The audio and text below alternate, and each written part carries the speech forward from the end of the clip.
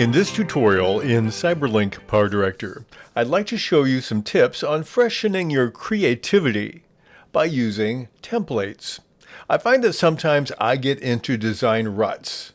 I keep using the same things over and over because they're comfortable. And sometimes I need a fresh look at things. So what I can do is use templates as idea generators. Let me show you what I mean. In this video I'm going to play here on the screen, we're going to show you someone driving, and then I want to tell them to break free from their routines by going to a new place. So that's the transition.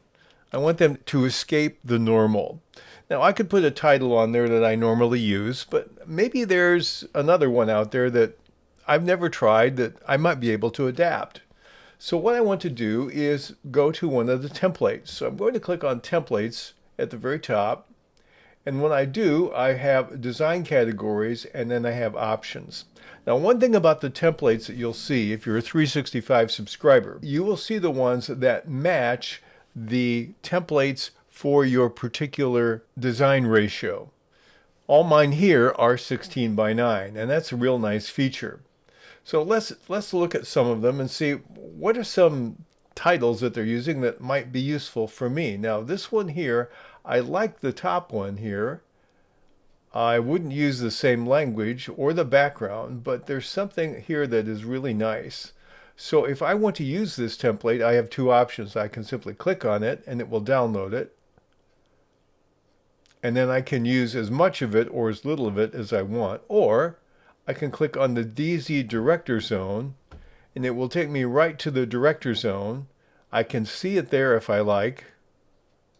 I can actually make it a favorite if I want to do that. I'm going to click on a heart, and now it's a favorite. So if I click on my favorites on the online director zone, I see I have that template there as well.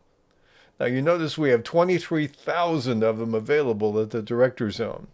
One thing to keep in mind though is if you're looking here for the template, you're going to see different aspect ratios. Let's see what happens, for example, when I try to use this one. Let's click on this one.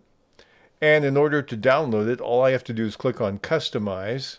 And it will ask me if I want to open it in 365. I'll say yes. And it will try to open it. And then when I click Add to Timeline, I'm going to see this message. This will tell me that I'm dragging in something that's only 1 by 1, and my project is 16 by 9. So I have to keep that in mind if I'm going to import a template that doesn't fit my aspect ratio. And I can change my aspect ratio by clicking on OK. I'm not going to do that. I'll simply close this out. It will still download the file, but it will not show up normal. Now if I change my aspect ratio over here on the right side to 1 by 1, then this comes in the way it ought to, but it distorts the rest of my project. So mixing aspect ratios is not generally a good idea. I'm going to do Control Z to take that off the timeline and go back to my 16 by 9 ratio. But there might be some ideas I get even from one that's not the right aspect ratio. Just a thought. So sometimes I will say, well, let's try this one. So I'm going to take this and I'm going to drag it and put it over here. And I'm adding an outro. I can go to the designer. I tend not to. I want to work on the timeline. I'll click on no. It will pull everything in. And I'm not interested in the video in this case. And I'm not really interested in the image that we have here. But I am interested in the titles. So what I'm going to do is simply take the video, delete it, and look at this title here.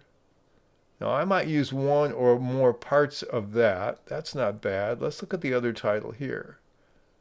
Spring is here, be inspired. I like that one. I'm going to move it over into my regular project. Instead, I'm going to change it, of course, by clicking on it and clicking on the edit button in the timeline.